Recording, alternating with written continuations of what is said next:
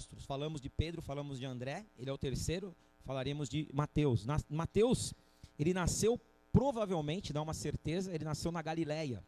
Ele cresceu em Cafarnaum, onde também trabalhava como coletor de impostos. O pai dele era Alfeu.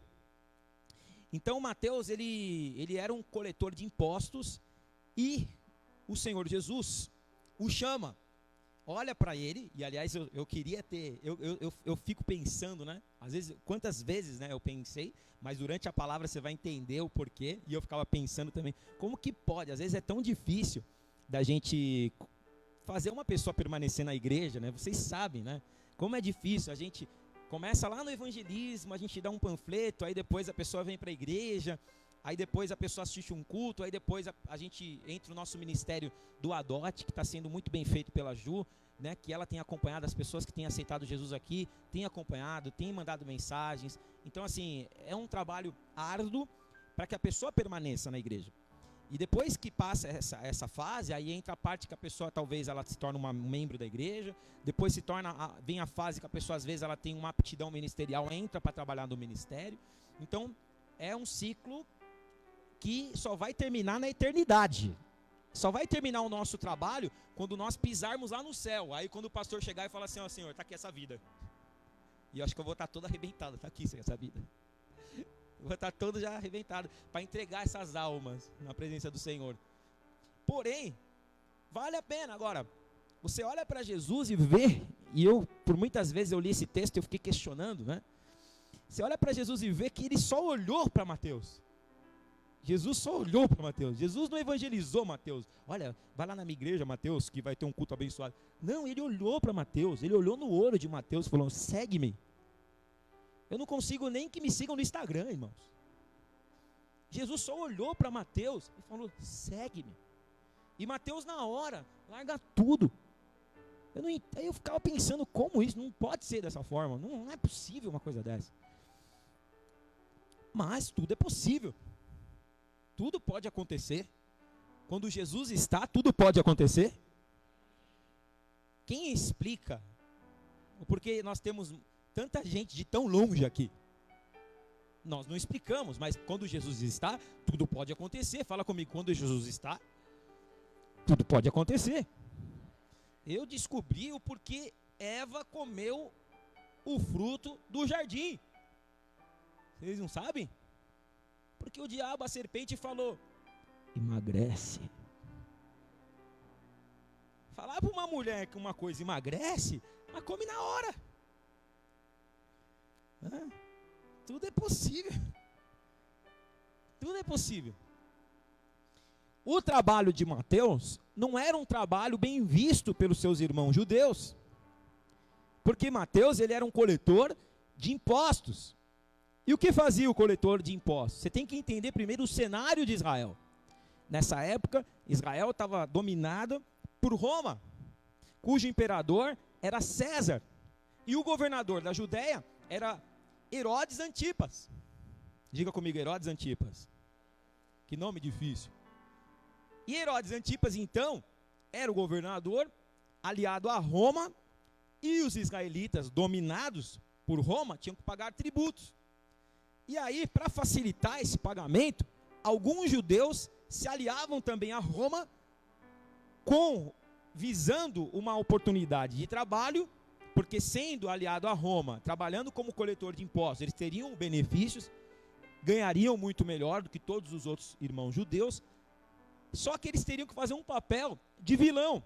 Eles teriam que fazer um papel de quê? Um papel difícil, de ter que cobrar os próprios irmãos, sendo escravos, sendo servos, de terem que cobrar os próprios irmãos para entregar o valor para os romanos.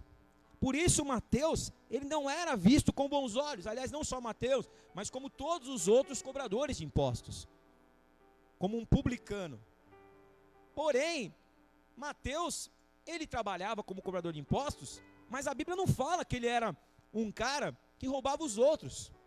A Bíblia não fala que ele era um cara que se aproveitava da situação de ser um cobrador de impostos.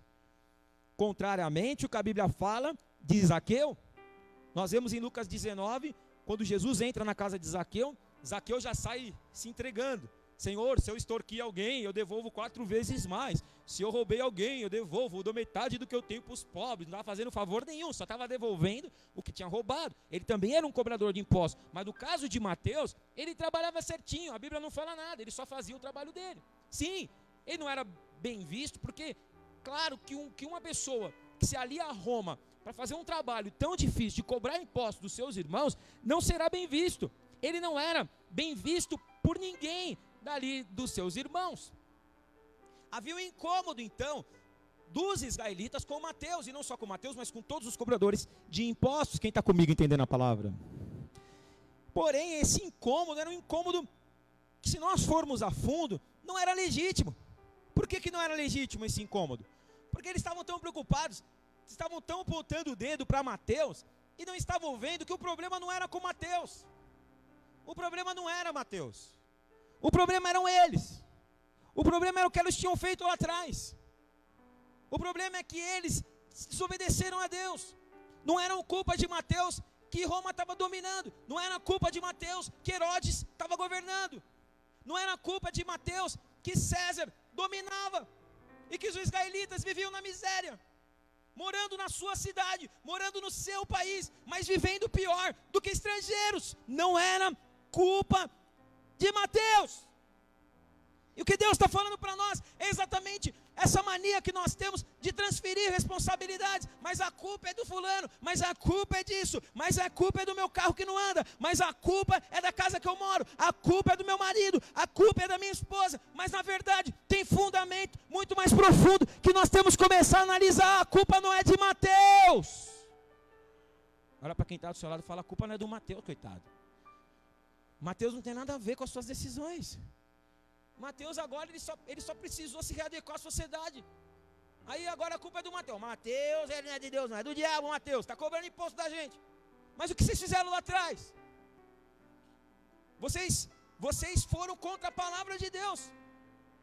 A palavra fala em Neemias 1:8. Lembra-te, pois, olha, presta atenção. Lembra-te, pois, da palavra que ordenaste a Moisés teu servo, dizendo: se vós transgredirdes, eu vos espalharei entre os povos, diz o Senhor.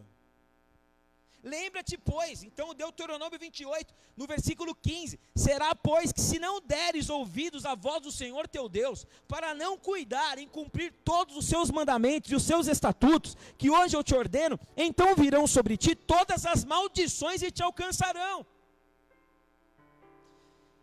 Versículo 25, o Senhor te fará cair diante dos teus inimigos, por um caminho sairá contra eles, mas por 7 caminhos você fugirá deles, e vocês serão espalhados pelos reinos da terra. A culpa é de Mateus? Ou a culpa é deles que se desviaram de Deus? A culpa é de Mateus que só está tentando também sobreviver como todo mundo? Ou é culpa deles? Que quando tiveram a oportunidade de não fazer ídolos, fizeram ídolos. Porque quando tiveram a oportunidade de não trair as suas esposas, traíram. Porque quando tiveram a oportunidade de criar os seus filhos no caminho do Senhor, alguns deles entregaram os seus filhos como oferta a Moloque. Mas a culpa é de Mateus. A culpa não é minha, a culpa não é minha. A culpa é do Mateus que está cobrando imposto de mim. Aí depois disso, eles têm a necessidade ainda de um Messias. Porque sempre é assim. Ao invés da gente voltar atrás e se arrepender dos nossos pecados, e se humilhar e falar: Deus, eu sei que eu errei, eu sei que tudo que está acontecendo não é culpa do Mateus, não é culpa do Eduardo, não é culpa do Antônio, não é culpa do pastor Éder, não é culpa de ninguém, é culpa minha, e eu vou começar a mudar, para as coisas começarem também a mudar na minha vida? Não, é melhor eu esperar um Messias, que ele vem e me salva da situação. É como muita gente vem na igreja, à espera da bênção perdida. Eu costumo dizer que são os Indiana Jones da fé. Eles vêm em busca da bênção perdida. E às vezes Deus, pela misericórdia, até abençoa. E eu tenho a necessidade de alguém que venha a me resolver o meu problema. Porque é assim que o povo fala, não é o pastor que falou errado não. Pastor, eu preciso que Deus me resolva os meus problemas. Eu preciso que Deus me resolva. Eu preciso que Deus mude meu marido. Eu preciso que Deus me abra uma porta de emprego. Eu preciso ganhar mais. Na verdade, Eu tinha necessidade de um Messias. Eu preciso de um Messias. Amém? Deus vai mandar um Messias. Olha para quem está do teu lado e fala amém. Deus vai mandar um Messias. Mas não vai vir do jeito que você está esperando. Quando Jesus nasceu, a estrela brilhou, porque dizem que havia uma palavra que a estrela brilharia, e a estrela brilhou. Os magos que ficaram sabendo, sábios, não eram magos, eram sábios, inteligentes e que estudavam os tempos, eles viram a estrela brilhar, e eles então, quando ficaram sabendo que a estrela estava brilhando, eles saíram de onde eles estavam, e foram em direção da estrela, e a estrela ia os guiando, e a estrela os guiou até Belém. Diga comigo, Belém. Jesus nasceu, e a conversa que havia entre os israelitas é: o Messias chegou para nos salvar de César. Deus vai nos livrar dessa escravidão. Deus vai nos tirar disso. Como é bom quando a gente sabe que que há uma esperança para o nosso problema. Sim ou não? Então agora acabou o tempo de César. O que aconteceu? O governador Herodes Antipas, fala Herodes Antipas, também ficou sabendo, ficou com medo, falou: nossa, estão falando que vai vir um Messias, que vai me tirar daqui do governo, vai tirar César, vai guerrear contra Roma, então vamos mandar matar ele. Aí Herodes procura, cadê? Quem é? Quem é José? Quem é Maria? Nesta hora, Deus, sabendo disso, Deus manda um anjo que revela para José: sai daqui e vai para outro lugar com o menino, porque Herodes quer matá-lo. E aí José vai e leva o menino Jesus, leva ele para Belém. Ali ele não nasce numa hospedaria, ele nasce ali numa manjedoura, que não tinha lugar nos hotéis, e foi proposital, porque o Messias tinha que nascer numa manjedoura. Ele nasce na manjedoura, os magos chegam lá, levam os presentes para o menino, sabendo que ele era um rei. Depois disso, ele vai para Nazaré. Diga comigo, Nazaré. Poderá vir alguma coisa boa de Nazaré? Poderá vir alguma coisa boa de Osasco? Pastor Éder. Poderá vir alguma coisa boa de São Bernardo? De Tetetos? De Tatetos? Poderá vir alguma coisa boa? Jesus cresce em Nazaré. Nazaré era a ZL lá de Israel. Jesus cresce no meio dos manos. E aí Herodes fica de boa, porque ele fala: não é nada, acho que não deve ser Messias nenhum, porque nenhum Messias, nenhum rei ia morar em Nazaré, na ZL de Israel, jamais. Ia morar num lugar melhor, num lugar Alphaville de Israel, não Zona Leste de Israel. Mas Jesus vai e fica em Nazaré, até que o anjo aparece de novo para José, para Maria, e fala: agora volta para Jerusalém, que Herodes morreu. Aquele que procurava a vida do menino já não existiu mais, já morreu, pode voltar em paz. A partir desse momento, os israelitas já estavam esperando Jesus. Jesus, com 12 anos, ele já ensinava os sábios, anciãos, no templo. Aí tem gente que fala: ai, meu filho só tem 12 anos. Jesus, com 12 anos, ele já ensinava os anciãos no templo. Por isso que é importante, quem é mãe, quem é pai, assistir live do Kids, do Teen. Porque o que você quer ensinar para o seu filho? Não é verdade? Ele não quer, mas não tem o querer. Você é pai, você é mãe, você é autoridade sobre ele. Vai assistir, é coisa boa. Vai crescer nos caminhos do Senhor. Vai fazer as atividades. A Fran, às vezes, com a madrugada inteira, preparando as atividades. Não só a Fran, a Stephanie, todas as tias. Então, para quê? Você está jogando fora a oportunidade que está sendo te dada. Só abri um parênteses aqui na pregação para falar isso, porque eu queria falar. Nem estava no script. Mas eu queria falar. Mas Jesus, com 12 anos, Jesus já ensinava os anciãos. E todo mundo já estava de olho, ó. Menino de ouro. Se fosse falar de futebol, é o próximo Neymar. Ó, cuida desse cara aí, que esse cara vai livrar a gente de César. Jesus vai crescendo. Com 30 anos ele é batizado. por João Batista. Aí quando ele sai, quando ele batiza, o batismo dele já foi diferente. O céu se abriu, uma voz saiu do céu e disse: esse é o meu filho. Todo mundo: nossa, é esse o cara. Não vejo a hora de sair dessa escravidão. Depois que ele se batiza, ele é levado para o deserto, é tentado pelo diabo. Ele vence todas as tentações. Todas as tentações que o diabo impôs, ele conseguiu vencer. Após ser tentado pelo diabo, aí, quando ele sai do deserto, ele já começa a ir, e uma multidão o seguia. Aí eu entendo hoje, eu fico pensando: Senhor, para a gente ter aqui 50 membros é difícil. Como é que o Senhor sai do deserto e já uma multidão te seguindo? Se você não tinha pensado, agora você já sabe o porquê. Porque todo mundo já estava com a expectativa que ele era o Messias. Então quando ele começa a andar, então vamos seguir ele para ver se ele é quem realmente ele diz ser. E Jesus começa a mostrar através das obras, não somente através das palavras, que ele era quem dizia ser. Porque vinha uma pessoa doente, ele curava. Vinha uma pessoa paralítica, começava a andar. Vinha uma pessoa endemoniada, ele expulsava o demônio. E aí, é nessa hora que ele chama Mateus. E ele passa um dia lá por Cafarnaum, e Mateus cobrando impostos naquele comércio. Ele olha, agora eu entendo por quê. Ele olha para Mateus.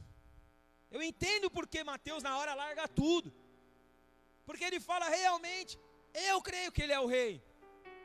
Porém, nós vemos que toda essa multidão que estava com a expectativa de que ele iria livrar Israel, eles agora queriam uma prova de que ele era, de que realmente ele era quem ele dizia ser. E eles começam então não a aceitar somente os milagres.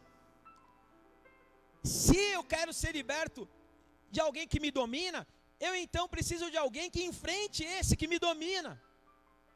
Então eles começam a falar: se ele é quem ele diz ser, ele vai precisar se levantar contra o governador que entrou no lugar de Herodes. Ele vai precisar dar o grito da rebelião, ele vai precisar orquestrar a nossa rebelião, vai ter que nos ensinar a usar as armas. E nesse momento, então eles falam: agora nós vamos ter dando um exemplo chulo aqui, nós vamos ter um próximo Che Guevara aqui, que vai nos ajudar, nós vamos ter um Hitler aqui, nós vamos ter um cara que vai guerrear contra o nosso inimigo. E eles então, com essa expectativa, eles vê mais um sinal, diga comigo, mais um sinal, de que realmente era ele mesmo. Lá em Zacarias, no capítulo 9, no versículo 9, diz assim: alegre-te muito, ó filha de Sião, exulta, ó filha de Jerusalém, eis que o teu rei virá a ti, justo e salvador, pobre e montado sobre um jumento, sobre um jumentinho, filho de jumenta. E de repente chega esse momento, onde Jesus, e lá em Mateus 21, o próprio Mateus descreve o cumprimento dessa profecia. Mateus 21, no versículo 1, diz assim, abra lá sua Bíblia, Mateus 21, no versículo 1, para você ver o cumprimento do que Zacarias tinha profetizado muitos anos antes, e que eles, na expectativa de que Jesus seria o Messias, eles precisavam dos sinais, e esse foi mais um sinal de que eles estavam certos. Mateus 21, quem achou? Leia comigo. E quando se aproximaram de Jerusalém e chegaram a Betfagé, ao Monte das Oliveiras, enviou então Jesus 2 discípulos, dizendo-lhes: ide à aldeia que está de frente de vós, e logo encontrareis uma jumenta presa, e um jumentinho com ela. Desprendei-a, trazei-nos, e se alguém vos disser alguma coisa, direis que o Senhor de usá-la, e logo os enviará. Ora, tudo isso aconteceu, leia comigo, para que se cumprisse o que foi dito pelo profeta, que diz: dizei à filha de Sião, eis que o teu rei a ti vem, manso, assentado sobre uma jumenta, e sobre um jumentinho, filho de animal de carga. E indo os discípulos, e fazendo como Jesus lhes ordenara, trouxeram a jumenta e o jumentinho, e sobre eles puseram as suas vestes, e fizeram-nos assentar em cima. E muita gente estendia as suas vestes pelo caminho, e outros cortavam ramos de árvores, espalhavam pelo caminho, e a multidão que ia adiante, que seguia, clamava dizendo: o que eles clamavam? Hosana ao filho de Davi, bendito é o que vem em nome do Senhor, Hosana nas alturas. É ele, prepararam a entrada dele, e quando ele pede o jumento, eles têm mais certeza, é ele que vai nos livrar de Roma, é ele que vai trazer de volta a prosperidade aqui na cidade, é ele que vai trazer de volta a paz que nós perdemos. Ele é o nosso rei. Eu acho que tinha uns brasileiros lá falando: ei, rei, rei, Jesus é o nosso rei.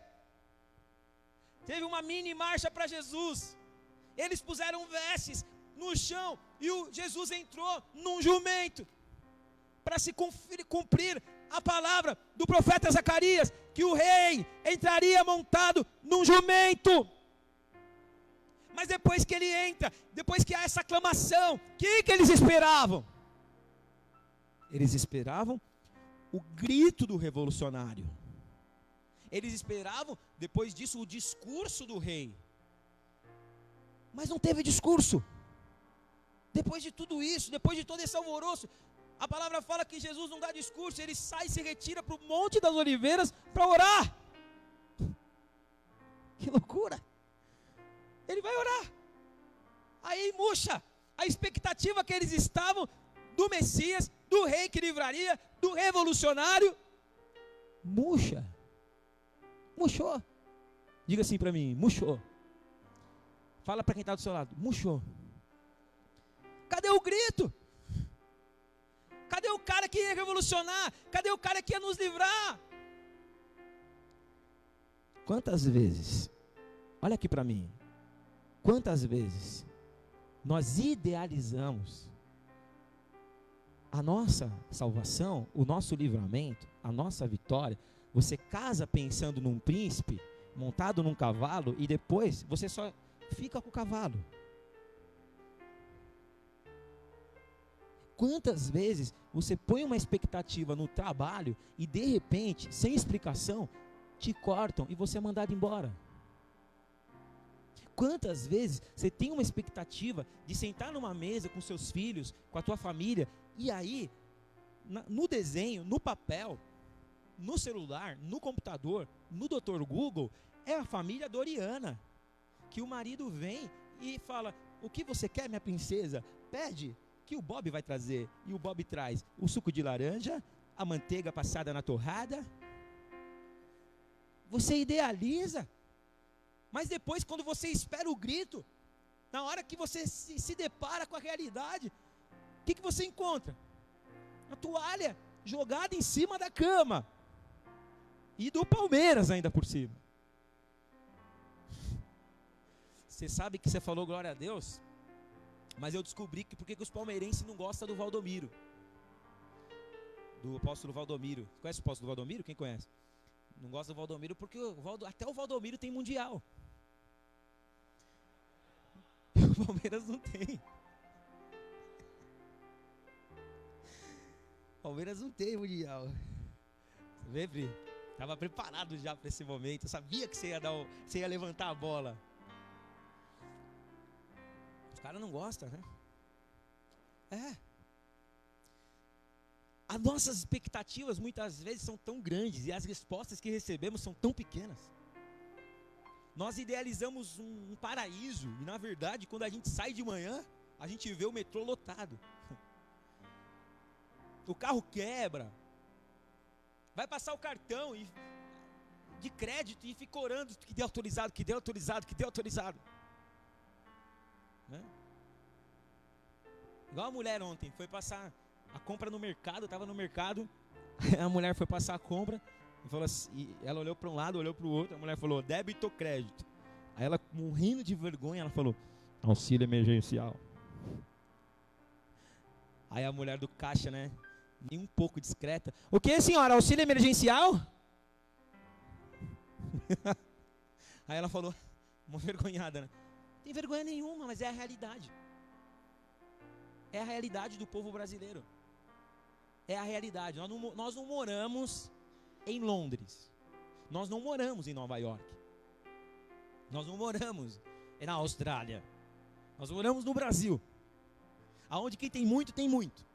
E aonde quem tem pouco, quase não tem nada. E é nesse momento em que a gente vê que muitas vezes os nossos planos, se a gente não tiver uma esperança em um rei verdadeiro, se a gente tiver mais um que grita, se a gente tiver mais um que fica prometendo, dá para nós as coisas prontas, se nós tivermos mais um, até mesmo nas igrejas, que nós vamos dar um dinheiro em troca de uma bênção, aí nós estamos, como diz aqui no português da Zona Leste, nós estamos lascados.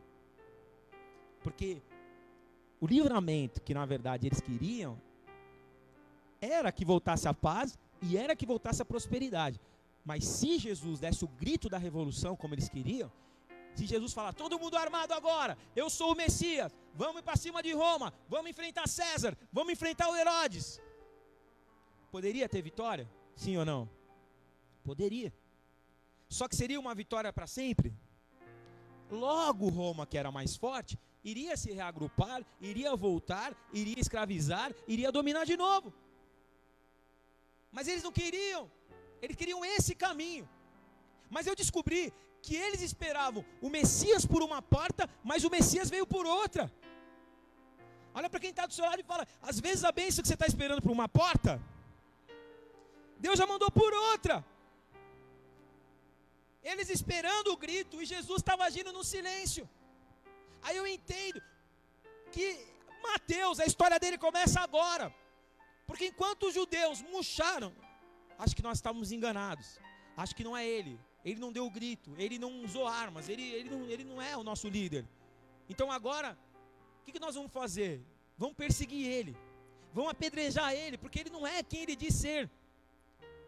Mas Mateus, quando Jesus olha para Mateus, e todo mundo nessa hora, até a multidão já estava contra Jesus, porque nos primeiros dias que eles estavam com Jesus, ficaram muito contentes, ele é o Messias, mas depois os judeus começaram a inflamar o povo contra ele também. E aí o estupim da coisa foi quando eles foram procurar Jesus, porque Jesus tinha multiplicado o pão uma vez, e aí quando faltou o pão de novo, e que deu fome, eles foram de novo, e nesse momento Jesus falou, não multiplico mais pão, quem está atrás de mim por causa do pão, agora vai ter que trocar o pão pela cruz. Olha para quem está do seu lado e fala, vai ter momentos que Deus vai fazer milagres na sua vida, mas vai ter momentos em que você vai ter que trocar o pão pela cruz. Aquele que quiser me seguir, negue-se a si mesmo, tome a sua cruz e me siga. Nessa hora, a multidão também murchou, os judeus, os líderes dos judeus já estavam perseguindo ele. A multidão que cria, já não cria, porque ele falou, não faço mais milagres, não vou me apresentar da forma que vocês querem, eu tenho algo maior, se vocês quiserem, vocês vão provar. Ninguém provou. Mateus olhou para ele e falou, eu creio. Mateus foi um dos únicos, quando ele diz, segue-me, Mateus, hoje de manhã, foi tão impressionante que Deus está fazendo aqui na igreja, que na hora que eu falei que Mateus olhou, e Mateus na hora largou a coleta de impostos, eu escutei o barulho das moedas caindo no chão. As moedas, na hora Mateus recebendo, pagando, recebendo, cobrando, extorquindo, não sei o que ele estava fazendo, Jesus falou, Levi, porque o Mateus também podia ser chamado de Levi, Levi, me siga. Ele larga tudo e fala, eu creio. O único que percebeu que ele verdadeiramente era quem ele dizia ser foi Mateus. O resto foi embora. Depois dos 12, Jesus fala, e vocês também querem ir? E aí Pedro, daquele jeito dele sanguíneo, para onde iremos nós, se só tu tens as palavras de vida? E permanece. Que confusão mental. O Messias vem de uma forma que ninguém esperava. Mas Mateus começou a ver a diferença. Mateus falou, é isso que eu quero para a minha vida. Porque até agora apareceram líderes, apareceram revolucionários, apareceram o mais do mesmo. Agora esse é diferente. Enquanto esse mundo está numa competição de quem vai ser o primeiro, ele fala que no reino dele, o último será o primeiro. Enquanto o mundo fala que nós temos que sempre ganhar, ele nos ensina que às vezes no reino dele vai ser necessário perder para ganhar. Enquanto o mundo ensina que o mais importante deve ser servido no reino dele, e ele ensinou isso não só com palavras, mas com atitudes, ele se esvaziou de sua glória, ele deixou o seu trono, desceu na terra, e está andando com nós. Fala assim, ele está andando com nós, meu. Quem não quer um rei assim? Só um louco para não perceber. Geralmente os reis, eles pisam no povo, mas esse daí lavou os pés dos seus súditos. Geralmente um rei, ele deixa os outros comer no quartinho do empregado, e ele vai e come no seu banquete, mas ele não, ele se assenta na mesa para comer com os seus súditos. Em Lucas 5, depois que Mateus segue, abra lá sua Bíblia. Lucas 5. Quem está entendendo a palavra, dá um glória a Deus. Em Lucas 5, no versículo 27, olha o que diz. A partir daquele momento, Mateus fala, agora é o seguinte, vou dar um almoço para comemorar. Lucas 5, 27. Vamos ler? Passadas essas coisas, saindo viu um publicano chamado Levi, e assentado na coletoria disse-lhe, segue-me. Ele se levantou e deixando tudo o seguiu. Versículo 29, leia agora. Então lhe ofereceu Levi um grande banquete em sua casa, e numerosos publicanos e outros que estavam com ele, eles à mesa. Os fariseus e os escribas murmuravam contra os discípulos de Jesus, perguntando, por que vocês estão comendo com publicanos e pecadores? Respondeu-lhe Jesus, os sãos não precisam de médico, e sim os doentes. Não vi chamar os justos, e sim os pecadores ao arrependimento. Além dele não ser o Messias, ele diz que é o Messias, mas agora ele está não só pecando contra a lei, mas ele está sentando na mesa com os pecadores, com os coletores de impostos. Olha como ele é sujo. Aí Jesus dá a resposta, vocês estão falando isso porque vocês estão, já que vocês se sentem sãos, eu não vim para vocês, eu vim para quem está doente. Ainda assim, mais uma vez depois, eles ainda tentam, porque eles falam, caramba, será que ele é mesmo? Então vamos incitar ele, vamos provocar ele de novo. Aí tem em Mateus 22, tem a passagem onde eles pegam a moeda e eles mostram para Jesus, para ver se Jesus dava o grito ainda. Eles tinham esperança sempre desse grito. Sabe quando você ainda quer do outro jeito antigo, você ainda quer que venha uma irmã do nada, com os olhos fechados rodando, e venha diante de você e fala, eis que te digo de mim mesmo. Você ainda tem essa expectativa. Aí eles tentam a última vez, aí eles pegam a moeda e falam para Jesus, nós devemos pagar imposto a César ou a Deus. Aí eles pensam, se ele falar que é César, então ele não é, realmente ele não é quem ele está falando que é. Mas se ele falar que é Deus, aí ele vai dar o grito e nós vamos ter a guerra contra Roma. Aí Jesus mais uma vez frustra a expectativa deles. Jesus disse assim, dai a César o que é de César, e dai a Deus o que é de Deus. Aí eles falam, falei que não era. Eles esperavam que ele desse o grito, não paga mais imposto para César, eu vim livrar vocês de César.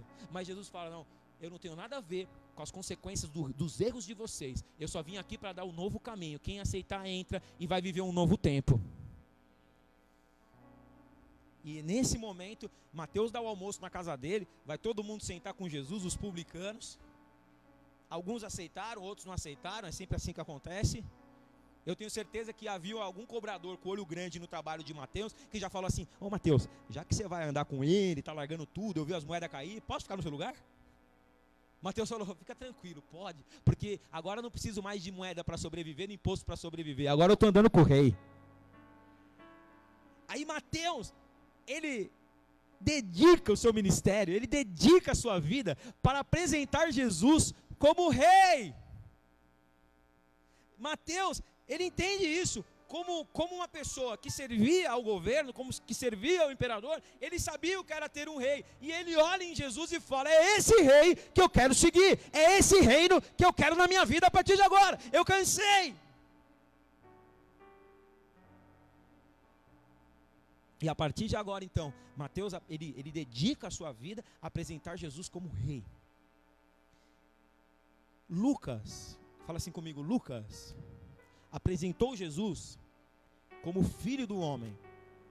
Fala assim, Marcos apresentou Jesus como servo. Fala assim, João apresentou Jesus como filho de Deus. Mas Mateus apresentou Jesus como rei. Jesus é o Rei dos Reis, o Senhor dos Senhores. Ele veio para trazer um novo reino, e era tudo, diga tudo, era tudo o que Mateus sempre queria. Ele cansou do domínio, ele cansou de ser escravo, ele cansou de ser servo, e agora havia uma proposta para quem quisesse: saiam desse domínio e venham ser livres no meu reino. Meu Deus, se eu tivesse aí no lugar de vocês, eu já estava pulando, aleluia. Deus te convida para um novo reino e te diz: se você quiser, eu tiro você do domínio. Não é da forma que você está querendo, não é da forma que você esperou, não é da forma que você se idealizou. Eu não vim no grito, mas eu vim no silêncio para te dar liberdade. Pode aplaudir ao Senhor.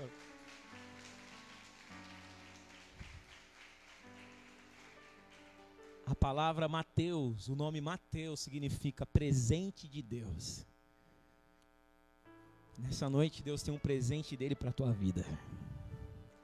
O reino dele está chegando sobre você. O próprio Mateus depois os ensina a orar.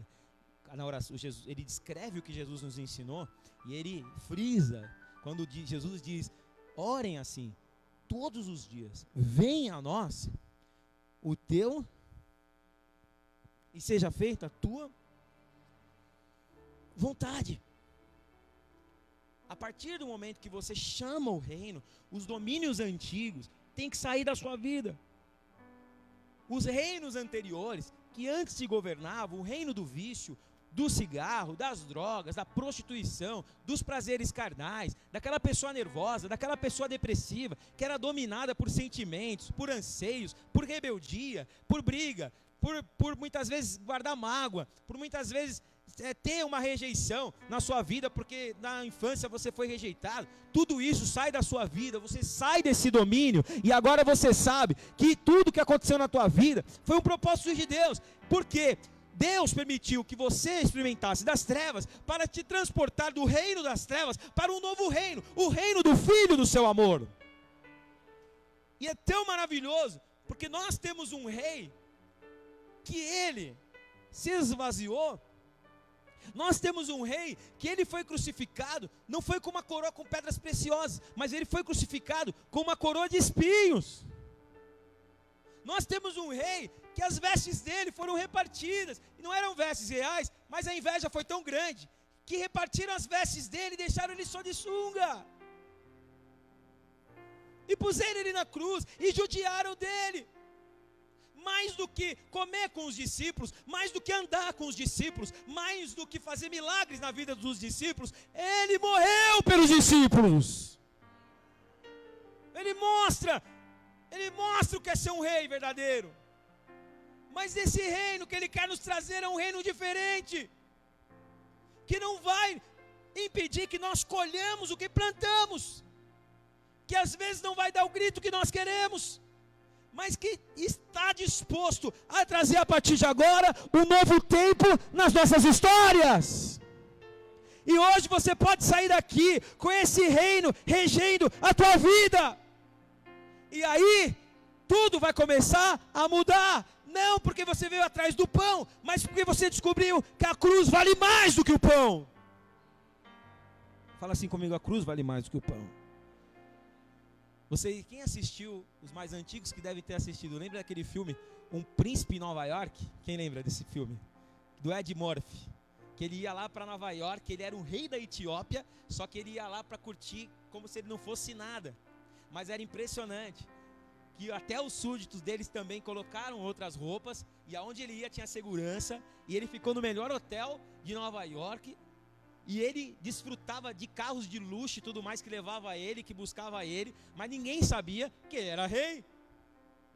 E o Senhor está falando que o que vai acontecer é o seguinte, que a partir de hoje, você não vai mais carregar nenhuma rejeição, você não vai carregar mais nenhuma dor que você passou, o teu passado está sendo apagado hoje, e Ele está falando, se você quiser entender, Se você hoje receber esse reino na tua vida, você não será um súdito, mas a palavra de Deus fala que nós temos a adoção de filhos. Em Romanos 8 fala que nós fomos adotados por Ele, e essa adoção de filhos, nós podemos chamar Ele de Pai. Não só pai, mas na intimidade, meu paizinho querido. Então hoje, a grande revelação para as nossas vidas nesse culto eu entro nesse culto como um servo e saio como um filho. Eu estou ainda em Nova York, eu estou ainda, depois de Itatenos é Los Angeles, fiquei sabendo. Eu estou ainda nessas regiões longínquas. Porém agora, eu estou com roupa de súdito, mas eu tenho espírito de rei. Eu moro em casa de súdito, mas na minha casa, quem reina é Jesus Cristo. E aí então, eu entendo que o que eu vou provar aqui na terra, na verdade eu vivo como rei, mas o meu reino não é daqui. Eu moro aqui, mas o meu reino não é daqui. Então a minha expectativa não está mais, aí eu entendo, agora eu entendo, eu não entendi, como Jesus só olhou e falou, segue-me, e ele largou tudo, é porque ele enxergou todo o plano da redenção, ele enxergou todo o plano de um novo reino, ele segue o rei, entendendo que nessa terra ele ia perder, mas depois ele ia assentar, e se assentar nos 12 tronos, para reinar junto com ele. A grande bênção é que qualquer rei, jamais ele divide o seu reino com ninguém, mas o nosso disse assim, ao vencedor, darei o prazer de reinar comigo, a honra de reinar comigo, não de ser o Senhor, porque só Ele é, mas dando a mesma autoridade, a autoridade que Ele exerceu aqui na terra, Ele está dando a cada um de nós, e dizendo para você, a partir de agora, na tua vida, na tua casa, na tua família, no teu trabalho, chama o meu reino, porque tudo vai mudar. Não é promessa de político, não é promessa do pastor, é o rei que está ordenando. E termino dizendo, Mateus capítulo 1, abra sua Bíblia, Mateus capítulo 1 para terminar. Mateus capítulo 1. Em Mateus 1 ele já começa, ele fala, esse é o meu rei, e eu vou mostrar que ele é o rei verdadeiro. Diz assim, livro, quem achou? Olha a revelação, livro, leia comigo, livro da genealogia de Jesus Cristo, filho. Por que ele fala filho de Davi? Porque havia uma promessa sobre o rei Davi, que Deus disse que a descendência dele nunca sairia do trono, e um rei que reinaria eternamente sairia da descendência de Davi. Então Mateus fala, é o seguinte, é ele o cara, porque ele vem da tribo de Judá, ele vem da descendência de Davi, era Deus falando de Jesus. E ele fala em seguida, também filho de Abraão. Por que ele cita filho de Abraão? Porque Deus prometeu para Abraão que em Abraão seriam benditas todas as famílias da terra. Se o rei que viria remir a Israel, que viria salvar a Israel, que seria o Messias, ele tinha que ter parentesco com Abraão, para que ele pudesse então juntar as nações e levar a bênção de Deus, porque Deus não prometeu para o Brasil, Deus não prometeu para a Argentina, Deus não prometeu para a Bolívia, Deus não prometeu para a Colômbia, Deus não prometeu para o Canadá, Deus não prometeu para os Estados Unidos, Deus prometeu para Abraão. Então o rei teria que ser parente de Abraão, e Jesus também é dito aqui em Mateus 1 como filho de Abraão. Ele tem todas as condições de trazer sobre nós a bênção que era de Abraão. E hoje, aqui no Brasil, através do nosso Rei Jesus, nós temos acesso a todas as bênçãos de Abraão. E ele continua, Abraão gerou a Isaac, Isaac gerou Jacó, Jacó gerou Judá e aos seus irmãos, Judá gerou Tamar, e a Pérez, a Zerá, Pérez gerou Esrom, Esrom gerou Arão, Arão gerou Aminadab, Aminadab gerou a Nasson, Nasson gerou a Salmão, Salmão gerou a Raabe, a Boaz. Este de Ruth gerou Obed, Obed gerou a Jessé, Jessé gerou Davi, o rei Davi gerou Salomão, de que foi mulher de Urias. Aí ele começa a falar de todos os reis que reinaram em Judá. Salomão gerou Roboão, Roboão gerou Abias, Abias gerou Asa, Asa gerou Josafá, Josafá gerou Jorão, Jorão gerou Uzias, Uzias gerou Jotão, Jotão gerou Acás, Acás gerou Ezequias, Ezequias gerou Manassés, Manassés gerou Amon, Amon gerou Josias, Josias gerou Jeconias e aos seus irmãos no tempo do exílio na Babilônia. Depois do exílio na Babilônia, Jeconias gerou Salatiel, Salatiel gerou Babel, Zorobabel gerou Abiúde, Abiúde Eliaquim, Eliaquim Azor, Azor gerou Sadoc, Sadoc gerou Aquim, Aquim Eliúde, Eliúde gerou Eleazar, Eleazar gerou Matã, Matã Jacó, e Jacó gerou José, marido de Maria, do qual nasceu o rei Jesus. Ele vem da linhagem certa.